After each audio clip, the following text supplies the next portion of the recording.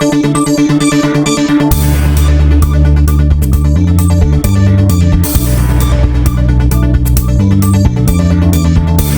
سنچر کا دن اور دسمبر کی 24 تاریخ ہے،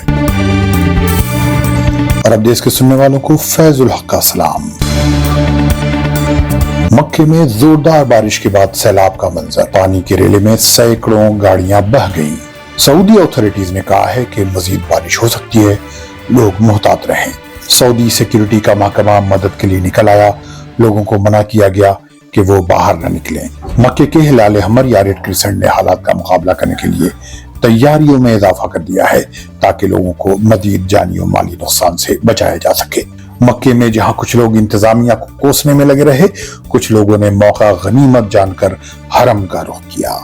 باران رحمت نے رب ذوالجلال کے سامنے دست دراز کرنا تو چند خوش نصیبوں کو ہی نصیب ہوتا ہے، اور ایسا موقع کم ہی آتا ہے کہ لوگوں نے رحمت کے قطروں کے درمیان طواف کیا۔